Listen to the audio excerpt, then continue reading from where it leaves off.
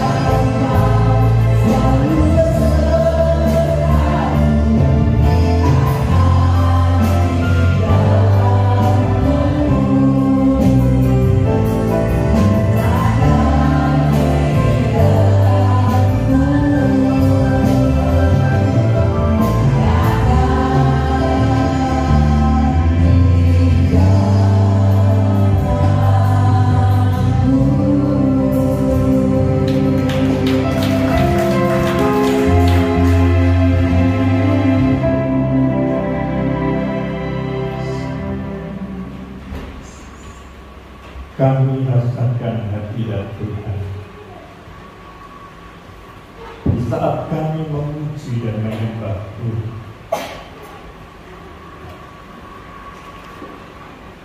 sungguh hati kami bersyukur kepada kalau pada pagi hari yang ini kami ada di tempat ini dalam keadaan sehat walafiat.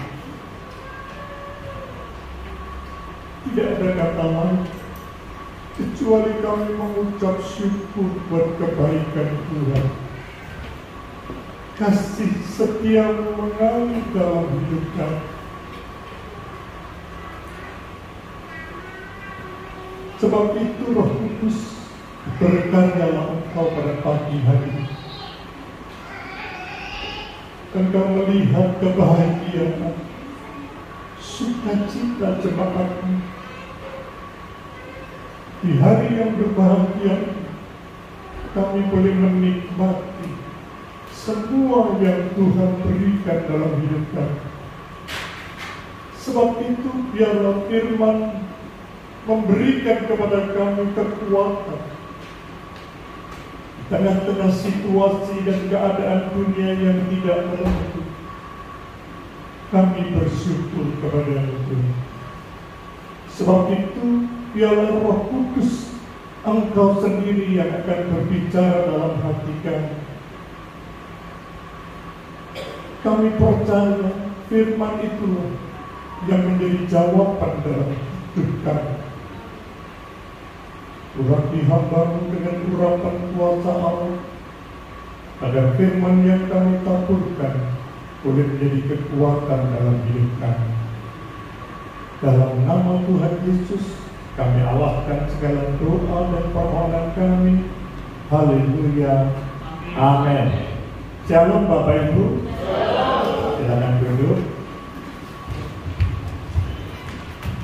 Kami melihat wajah Bapak Ibu, wajah yang benar-benar dipenuhi dengan sukacita. Apalagi kami melihat seluruh jemaat Tuhan memakai warna bajunya merah semua.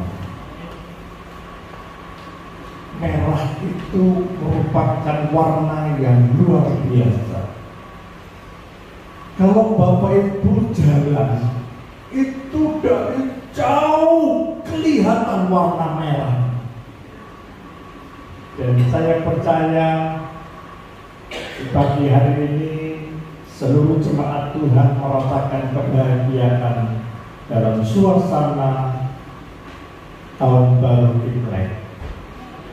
Sebelumnya saya mau mengucapkan tahun baru Imlek. Ini mic-nya saya lepas dulu. Kalau enggak saya tak bisa bagus. Kongsi, 新年快乐，万事如意。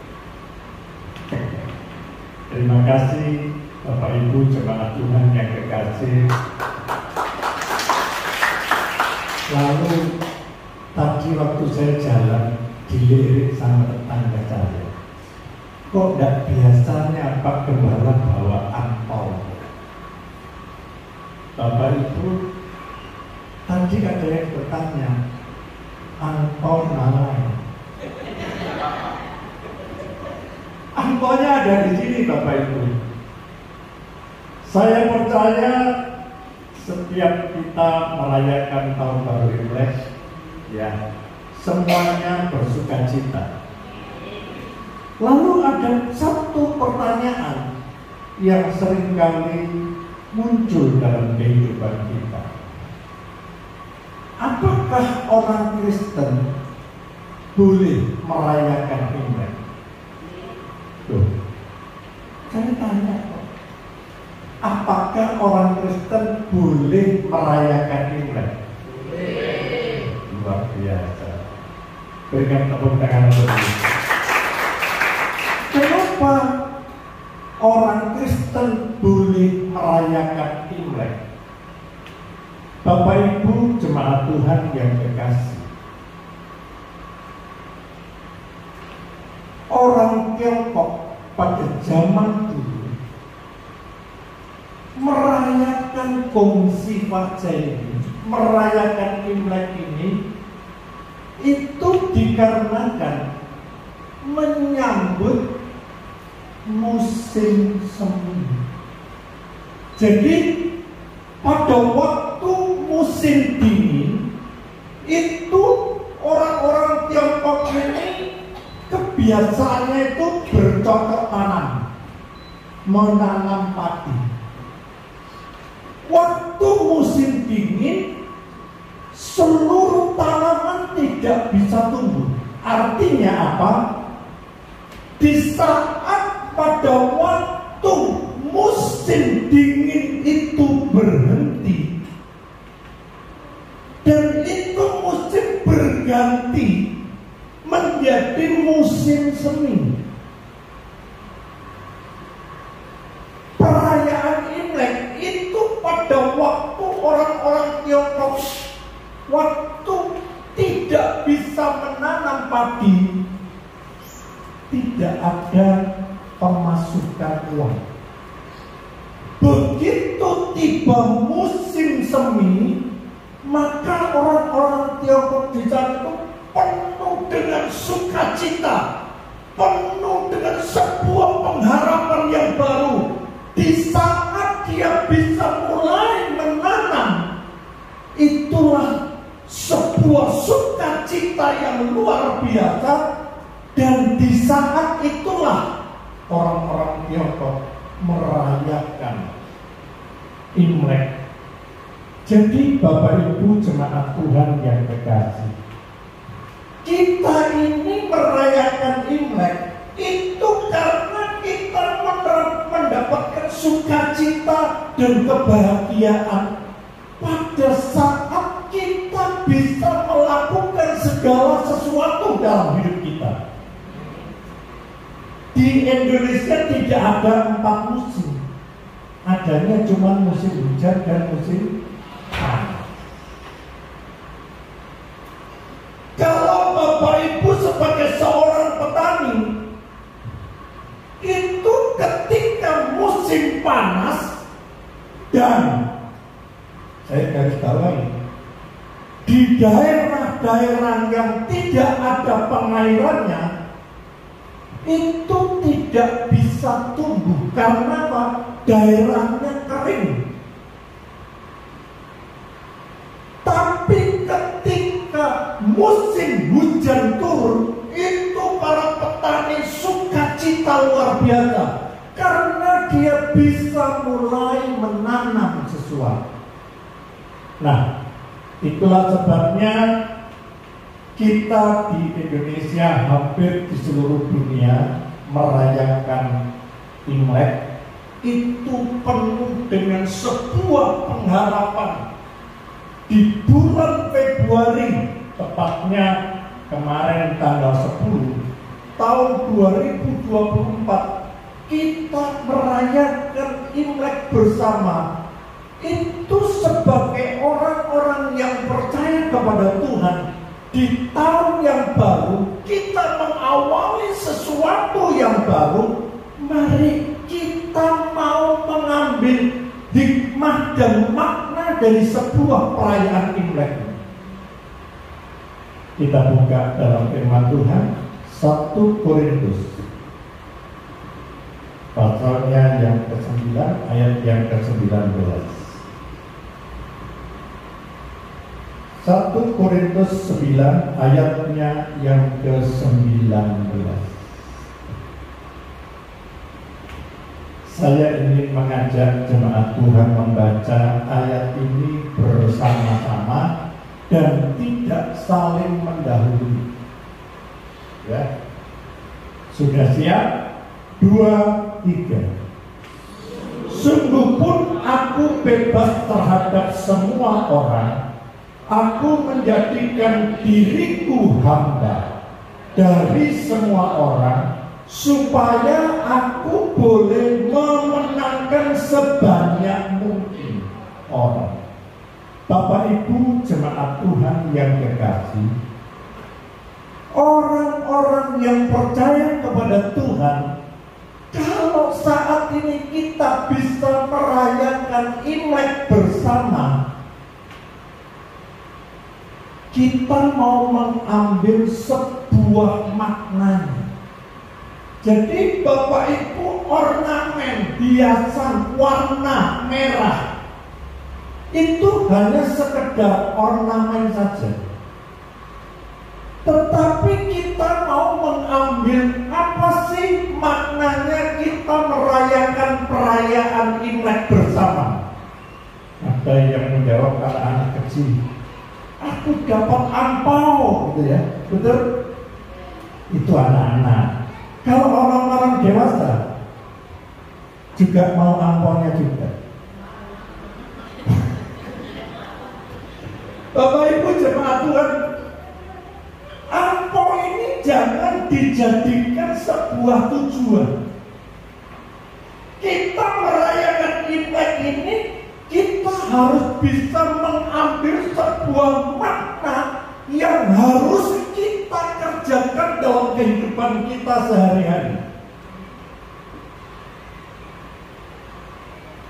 Kalau orang yang percaya kepada Tuhan, kita merayakan Imlek itu boleh. Yang tidak diperbolehkan adalah kita menggunakan misalnya gambar bajunya naga. Mohon maaf, tapi saya mau pakai baju naga gak jadi. Jadi kita ini sebagai orang-orang Kristen jangan menggunakan ornamen-ornamen seperti itu, ya, karena itu adalah lambang bagi kita, ya, sebagai orang yang percaya kepada Tuhan. Itu lambangnya iblis. Ular sama. Jadi kita harus bisa mengerti. Lalu apa yang harus kita lakukan supaya kita tidak menjadi batu sandungan bagi orang lain? Mohon maaf, kita tidak boleh menyembah patung. Ya. Kita percaya kepada Tuhan. Segala sesuatu yang kita kerjakan itu untuk kemuliaan nama Tuhan. Apa yang harus kita lakukan di saat kita merayakan Imlek bersama? Ada 6 poin Bapak Ibu yang harus kita perhatikan. Tadi sebelum saya memulai, saya mengucapkan fungsi pajak.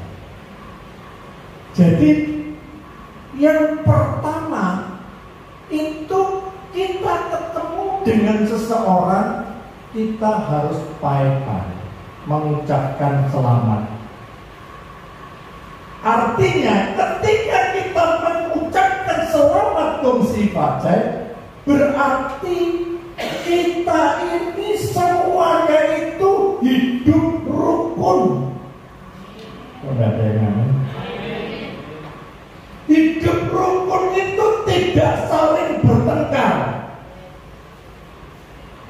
Lalu ada yang bertanya, loh Pak, kemarin saya sudah mengucapkan fungsi pajak,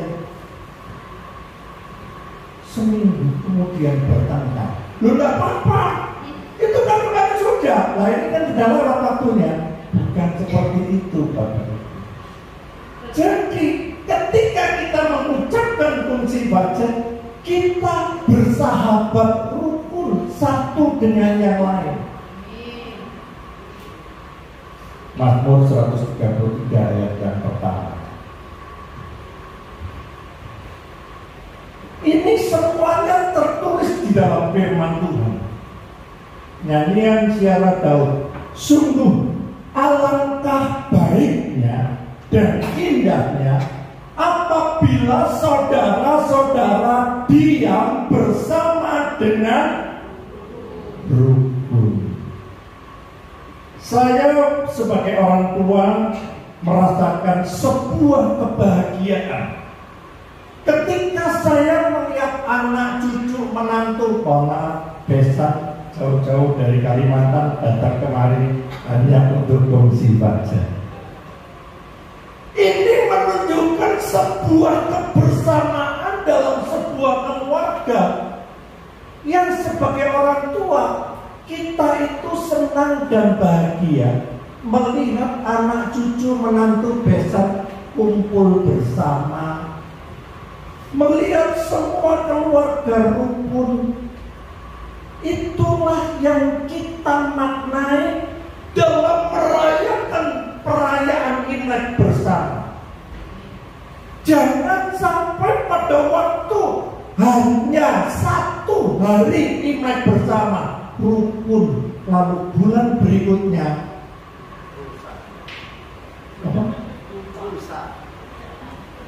lupa. Kalau kita ini pada waktu kita merayakan Imlek itu saya melihat wajahnya itu wajah yang dipenuhi dengan sukacita dan bahagia. Tapi jangan cuma satu hari, karena kita hidup ini untuk selamanya. Dari hari ke hari, bulan ke bulan, tahun berganti tahun, kita harus tetap menunjukkan rasa kebersamaan hidup rukun dalam keluarga. Bapak Ibu, sebuah negara itu diawali dari keluarga. Kalau keluarga ini rukun semuanya, saya percaya negara Indonesia yang begitu besar itu akan menjadi sebuah negara yang luar biasa ketika seluruh masyarakatnya hidup rukun. Sekalipun pada waktu pilpres berbeda-beda pilihannya, tapi tetap satu. Kok nggak ada yang aneh? Kita harus menunjukkan sebuah kerukunan dan kebersamaan dalam hidup kita. Kalau itu tetap kita tunjukkan dalam kehidupan kita sehari-hari, saya yakin dan percaya tidak ada seorang pun yang bertengkar hanya gara-gara nomor 3. Hanya gara-gara nomor bertengkar keluarga. Ada yang 2, ada yang 1, ada yang 3, sampai bertengkar. Tapi di tempat ini tidak ada yang bertengkar. Semuanya bersatu. Apalagi warna merah, saya tidak usah sebutkan. Bapak Ibu jemaat Tuhan yang kekasih, kita harus bisa menunjukkan rasa kebersamaan. Rukun itu bukan hanya satu hari pada waktu kita merayakan Imlek, tapi rukun itu harus kita kerjakan dimanapun kita berada. Waktu berjalan sampai kapanpun kita tetap rukun. Berbeda pendapat itu boleh, tapi tidak boleh bertengkar. Lupa alon-alon akan bertengkar. Loh, Bapak Ibu jangan tertawa loh Bapak Ibu. Suami istri di sini tidak ada. Kalau di gereja, waduh rangkulan, gandeng tangan, apalagi pakai baju putih-putih. Pak Pendeta di rumah pulang, piring yang tidak bersayap berterbangan. Bapak Ibu jemaat Tuhan yang kekasih, manfaat makna dari perayaan Imlek itu betul-betul harus kita jaga. Yang kedua yang perlu kita perhatikan adalah menghormati orang tua. Loh, cuma 2 yang aneh. Menghormati orang tua. Saya senang orang tua kalau dikatakan menghormati orang tua manduk-manduk ini. Saya takut yang manduk-manduk itu banyak yang tidak dihormati. Bapak Ibu jemaat Tuhan yang kekasih, kenapa kita pada waktu merayakan perayaan Imlek harus menghormati orang tua?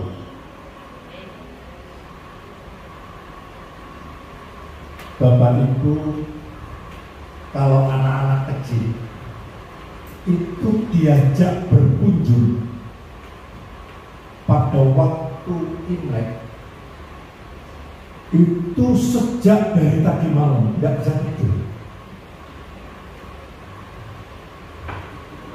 bawa tas yang besar. Iya, tadi saya lihat di sini poin itu bawa tas, kan tasnya apa tadi? Bungkus ya, merah-merah itu tuh bungkus angpau. Itu anak-anak kecil itu yang diharapkan itu bukan berkunjung orang tuanya, tapi yang diharapkan angpaunya. Tapi di sini tidak ada yang mengharapkan angpau ya. Tadi saya jalan dari depan, angpaunya mana? Saya langsung dari Christian. Chris, di sana angpau begini Chris. Saya ditanya jemaat angpaunya mana? Bapak Ibu jemaat Tuhan yang dikasih, itu bukan tujuan utama. Tujuan utamanya adalah ketika kita menghormati orang tua kita. Zaman dulu itu paikui kepada orang tua. Itu salah satu bentuk menghargai dan menghormati orang tua kita.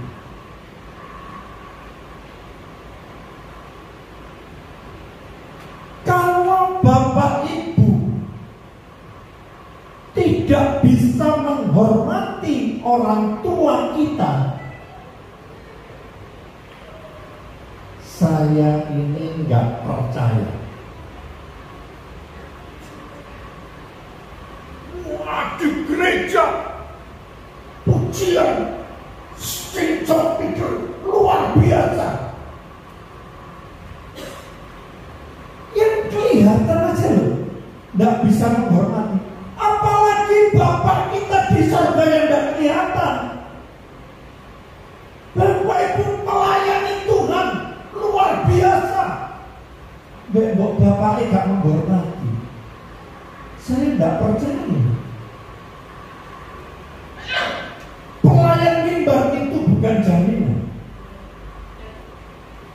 Pendeta itu bukan jaminan untuk kita masuk surga. Sebab itu ketika kita melakukan sesuatu dalam hidup kita harus ada maknanya. Kenapa kita harus baik-baik dengan orang tua? Itu salah satu bentuk penghormatan kita kepada orang tua. Bapak Ibu jemaat Tuhan yang terkasih, di zaman modern sekarang ini, apalagi zamannya zaman now, betul? Banyak anak-anak yang tidak pernah menghargai dan menghormati orang tua. Di sini tidak ada, di sana ada. Bu, jangan tertawa loh, Bu. Di rumah iblis loh. Berapa banyak anak-anak yang tidak pernah menghargai dan menghormati orang tua.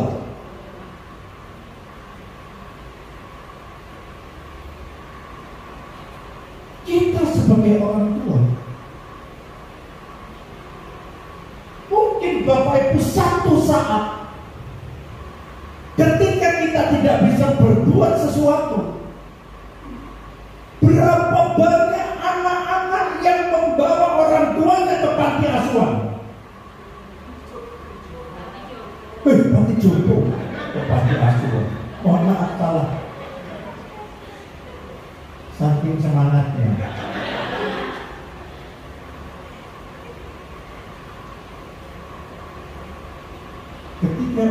tua sakit, ketika orang tua jalannya sudah susah, tidak ada seorang pun yang mau memperhatikan orang tua. Daripada repot memelihara, menyuapi makan dan lain sebagainya, lebih baik taruh panti jompo.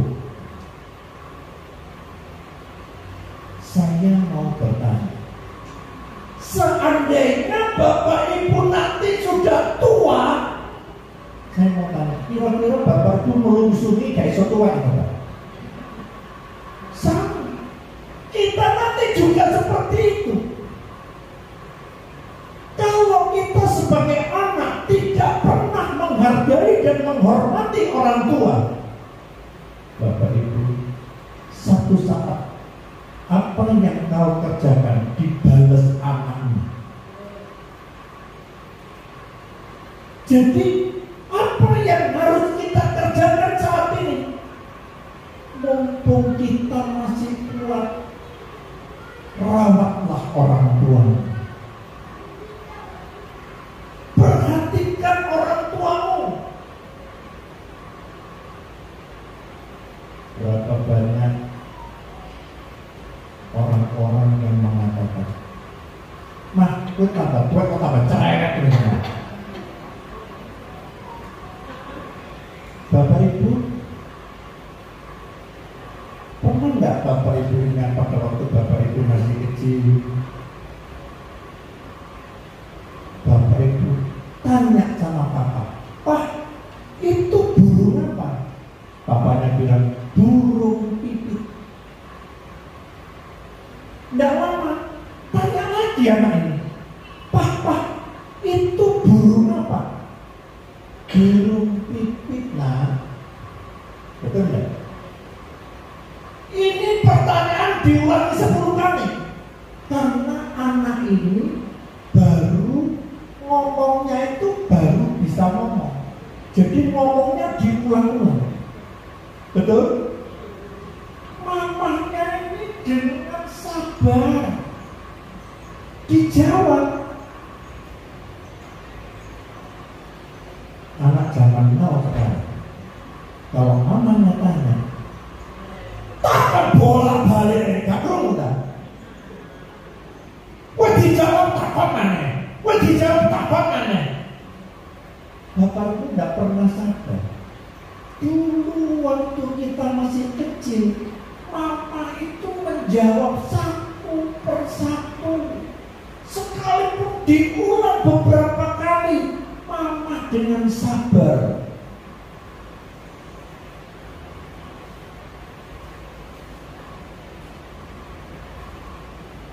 Kenapa kita tidak pernah sadar?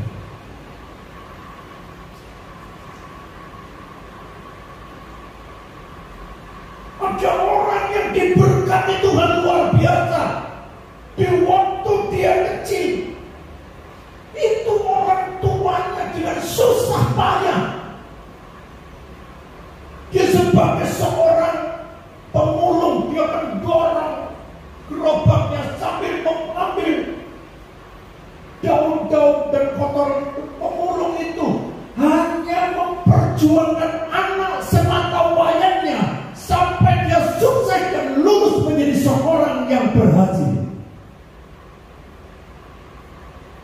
Suatu ketika di saat anak ini mau tes masuk ke perusahaan, itu pimpinan perusahaan dia bertanya kepada anak. Pertanyaan yang ditanyakan, di mana rumahmu? Bagaimana keadaan bapak dan ibu? Dia mulai cerita, bapak sudah tidak ada, ibu saya sebagai seorang pemulung. Lalu bos ini tanya, kamu bisa sukses seperti ini?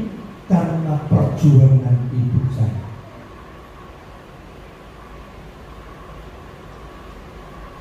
Bos ini bicara kepada anak ini, apakah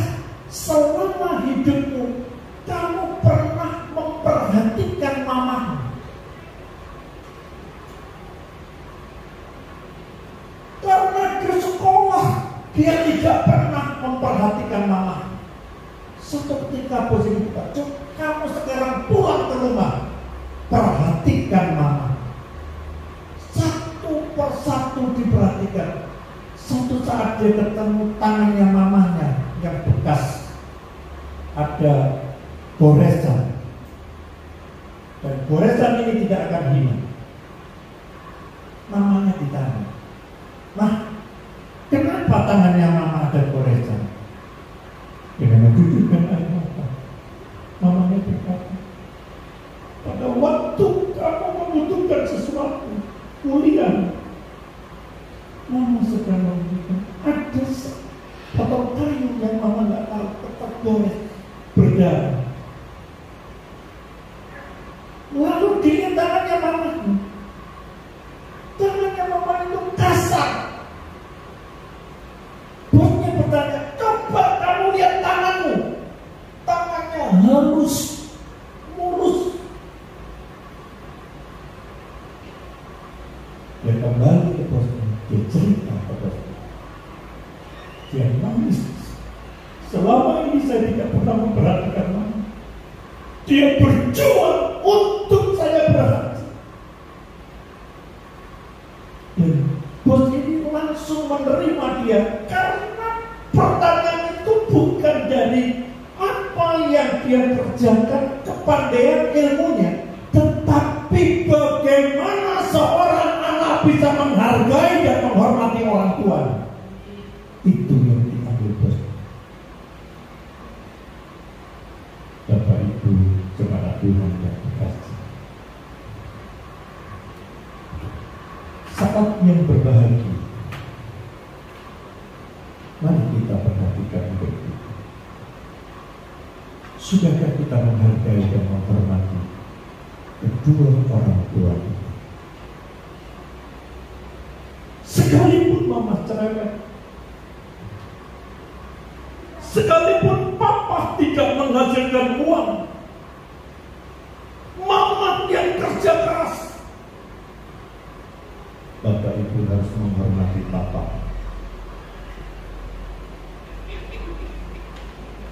Menghormati itu bukan dari tutur kata kita. Menghormati itu dari tindakan dan perbuatan kita. Jangan hanya dari kata-kata manis yang keluar pada waktu kita sukses. Mama, papa dipeluk, terima kasih ma, terima kasih papa. Tapi bagaimana kehidupan selanjutnya? Bagaimana kita merawat mama dan papa sampai lanjut usianya?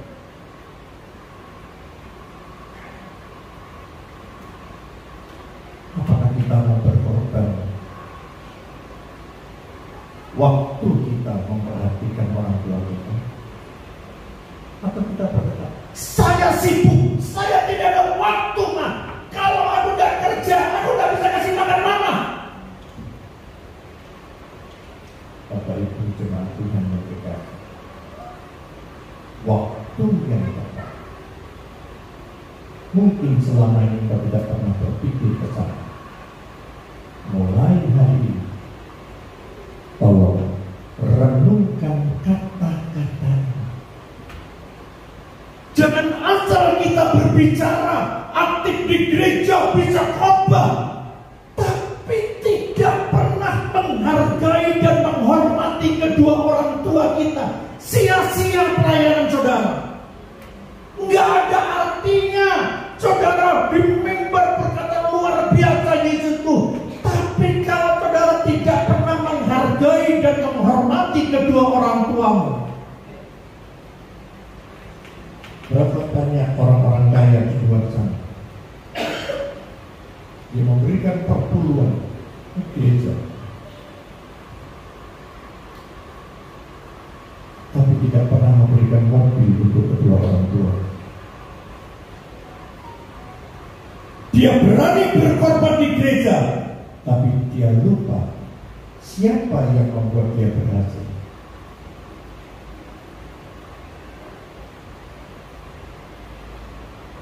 Kita harus bisa menyadari dari segala tindakan dan perbuatan kita, utamakan papa dan mama saudara. Sebelum saudara melakukan segala sesuatu di luar, keluarga nomor satu. Perhatikan keluarga saudara. Jangan saudara sok berderma dilihat orang di seluruh masyarakat, tapi bapak ibu tidak pernah memperhatikan kedua orang tua. Kita mau lihat apakah benar dalam firman Tuhan ada. Efesus pasal yang ke-6 ayat yang kedua dan ayat yang ketiga. Ini terjadi dalam kehidupan orang-orang yang percaya kepada Tuhan. Harus kita kerjakan. Efesus 6 ayat yang kedua. Firman Tuhan berkata, hormatilah ayahmu dan ibumu. Ini adalah suatu perintah yang penting. Bapak Ibu, perhatikan. Ini adalah suatu perintah yang penting. Kalau Bapak Ibu membaca firman Tuhan tidak pernah mau memperhatikan setiap kata, percuma kita beribadah kepada Tuhan. Hormatilah ayahmu dan ibumu. Ini adalah suatu perintah yang penting, seperti yang nyata dari janji. Bapak Ibu jemaat Tuhan yang kekasih, memang membaca firman Tuhan itu mudah, tetapi untuk bisa mengerti itu dibutuhkan sebuah pemahaman. Banyak orang bisa baca tapi nggak ngerti.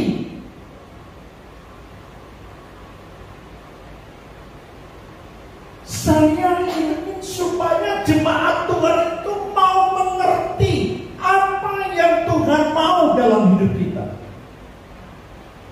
Dikatakan hormatilah ayahmu dan ibumu. Ini adalah suatu perintah yang penting. Jadi perintah penting itu tidak boleh tidak, harus dikerjakan. Udah amin. Ngotot gitu. Keluaran 20 ayat 12.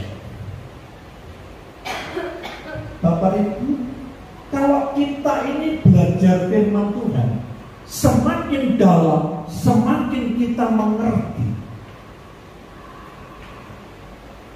Hormatilah ayahmu dan ibumu. Perhatikan, supaya lanjut umurmu di tanah yang diberikan Tuhan Allahmu kepadamu. Jadi kalau kita menghormati orang tua kita, maka saya percaya Bapak Ibu diberikan umur panjang oleh Tuhan. Pak Pendeta, saya mau tanya, kalau yang mati muda-muda berarti tidak menghormati orang tua? Bukan berarti seperti itu. Tetapi kalau kita mau benar-benar menjalankan apa yang firman Tuhan katakan, saya yakin dan percaya orang-orang di tempat ini yang ganteng-ganteng, yang masih muda-muda, hormati orang tua, maka hidupmu akan diberikan umur panjang. Berikan tepuk tangan untuk Yesus yang biasa. Saya akan lanjutkan yang kedua, yang ketiga ya. Tapi yang ketiga, Bapak Ibu jemaat Tuhan, kita harus saling membagi berkat. Tak ulangi lagi. Kita harus saling membagi saya nek bagi-baginya ini. Ini memang Tuhan yang memberikan perintah kepada kita. Jadi pada waktu kita menghargai dan menghormati orang tua kita, kita diberikan umur panjang.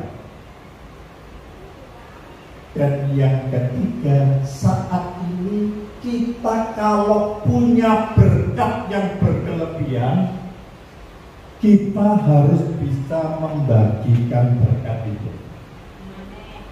Kamu cuma 2. Makanya tadi saya sediakan angpau ini untuk dibagi-bagikan. Tapi kalau saya hitung jumlahnya dengan jumlah jemaatnya tidak cukup. Tapi yang pasti Bapak Ibu, ketika saya selesai firman Tuhan, saya mau bertanya. Makanya catat tomo. Nanti kalau ditanya supaya bisa jawab. Nanti kalau ditanya jangan dikeluarkan bagiannya. Ayat-ayatnya jangan dikeluarkan. Kita buka Ibrani 13 ayat yang ke-16. Ibrani 13 ayat yang ke-16.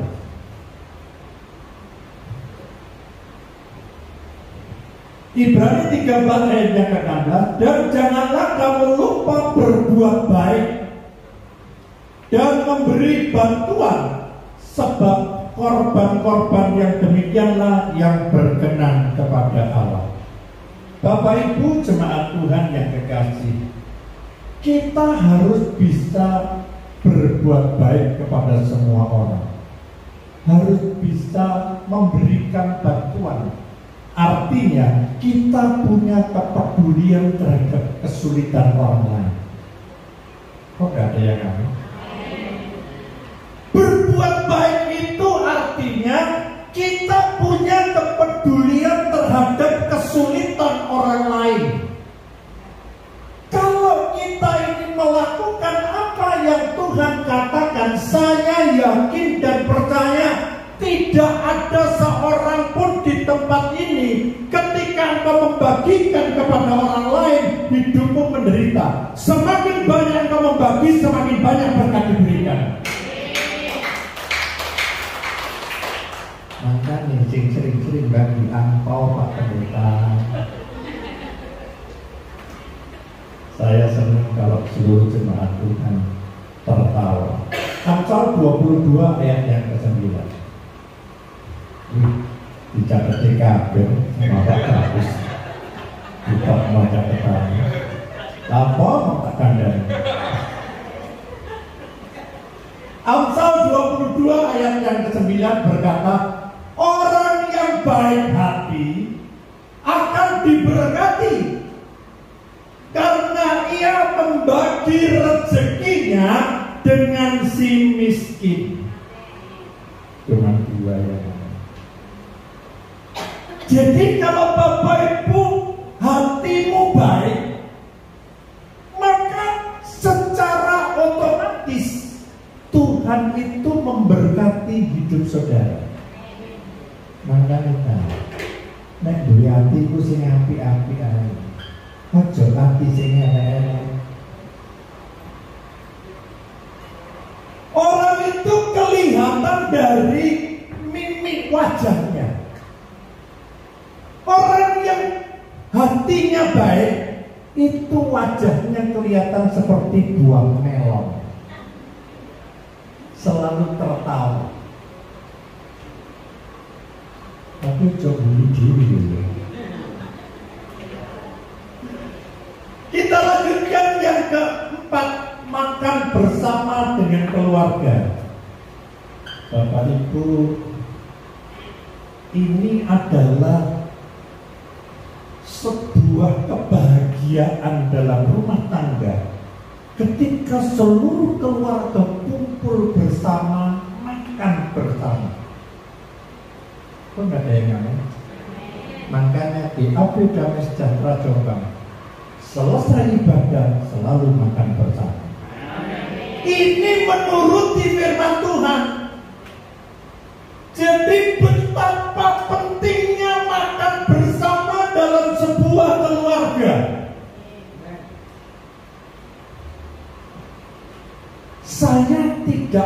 saya, ada orang yang berkata seperti ini. Ya enggak duit, enggak duit.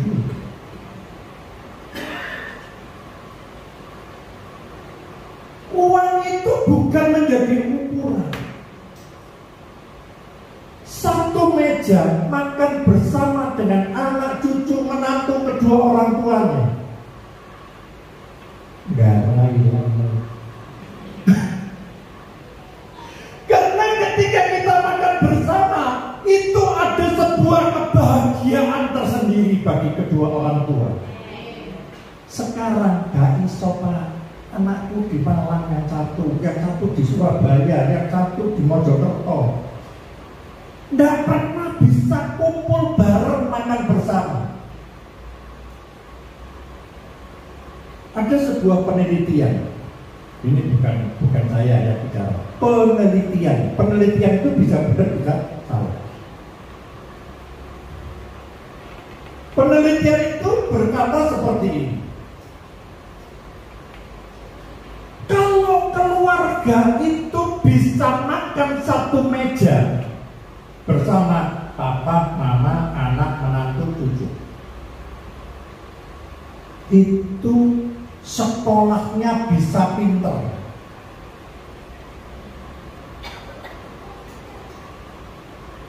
Makanya anakku pinter-pinter kan.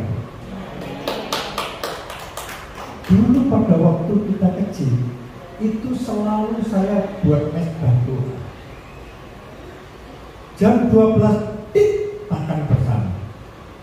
Sekarang Bapak Ibu, zaman now, kalau diajak makan, ayo makan, ya ma,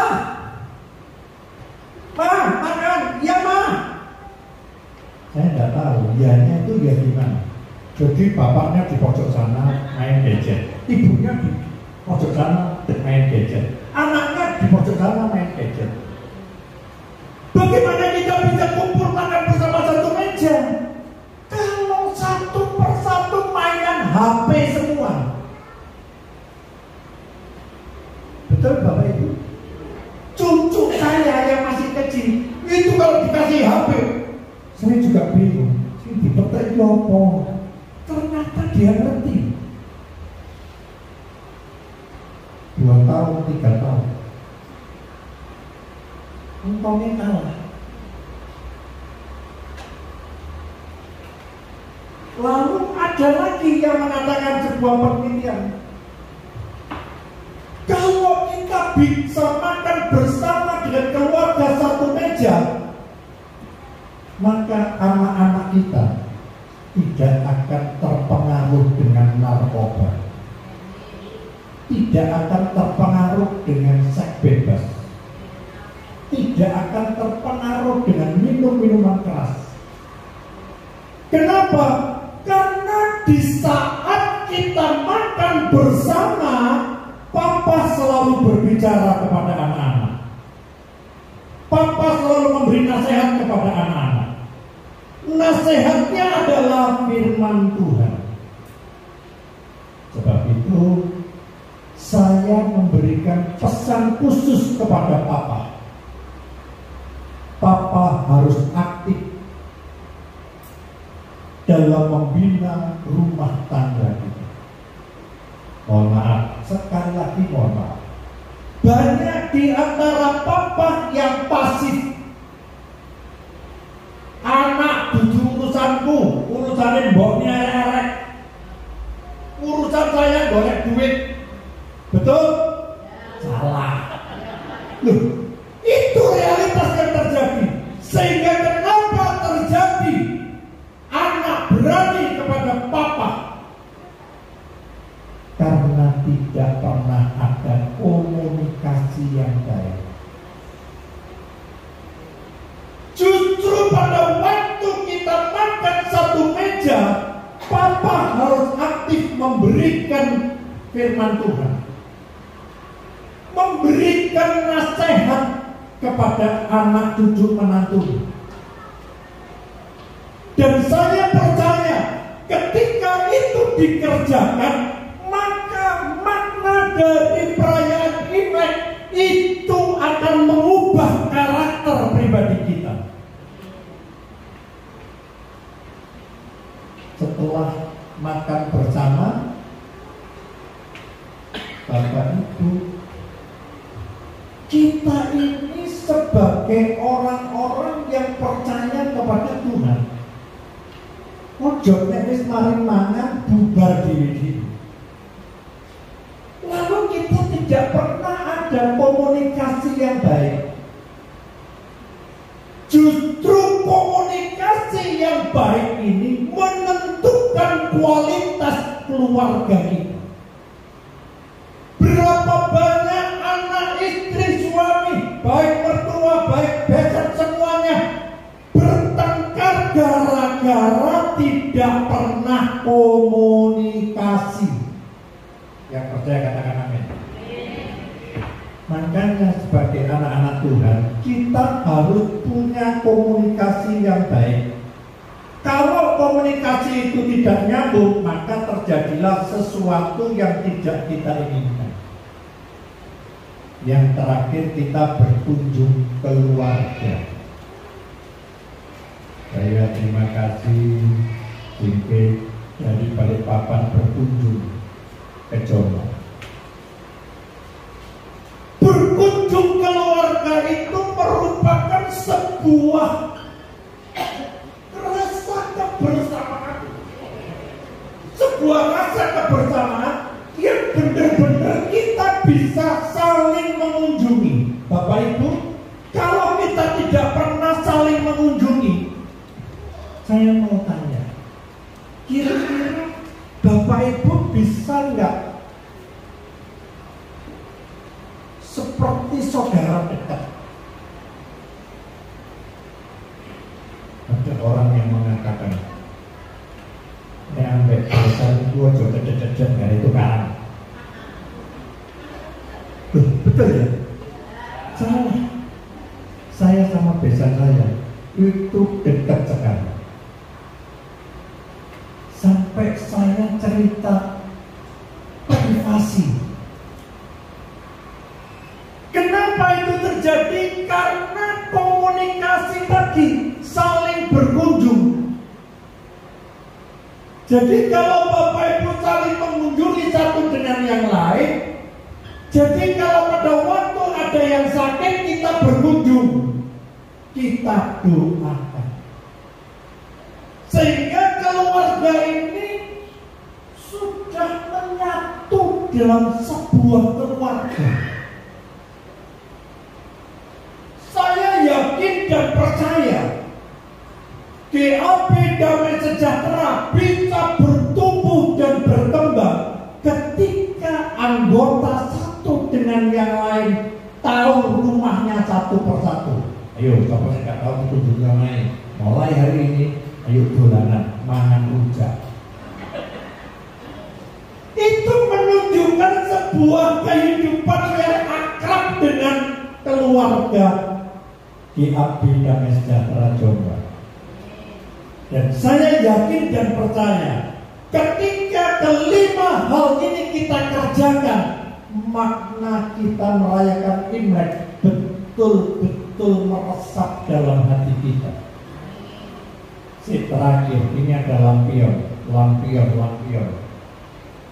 Biasanya, kebiasaan orang-orang Tiongkok itu kalau mau Imlek, rumahnya dicat semuanya, diberi lampion, dihiasi semuanya. Bapak Ibu jemaat Tuhan yang terkasih, sebagai orang-orang yang percaya kepada Tuhan, ketika kita berkunjung satu dengan yang lain, tolong dibersihkan hubungan. Ada yang sakit hati, dibersihkan. Di sini tidak ada yang di sana banyak sakit hati. Bapak Ibu jemaat Tuhan yang kekasih, pada waktu kita bersih-bersih rumah, artinya yang kotor dibuang. Kalau ada di antara jemaat Tuhan yang tahun-tahun yang lalu ada yang tersungging ke orang, tersinggung, bersihkan semuanya. saling memaafkan, saling mengampuni. Itulah yang Tuhan inginkan dalam kehidupan kita. Perayaan Imlek itu untuk menjangkau jiwa-jiwa. Perayaan Imlek itu untuk menjangkau seluruh jiwa-jiwa, mengakrabkan kita kembali. Sehingga makna dari Imlek ini adalah bagaimana kita bisa mengasihi saudara kita, bagaimana kita bisa menunjukkan kasih itu bukan dari ucapan kita, dari tindakan dan perbuatan kita. Apakah jemaat Tuhan punya rasa kepedulian terhadap kesulitan orang lain? Itu makna yang harus kita kerjakan. Saya sudah diingatkan bukan bahwa jamin baik. Terima kasih. Mari kita tundukkan kepala. Bapa, kami mengucap syukur kepada-Mu. Firman yang kami taburkan bukan sekedar kami merayakan Imlek bersama, tetapi kami mau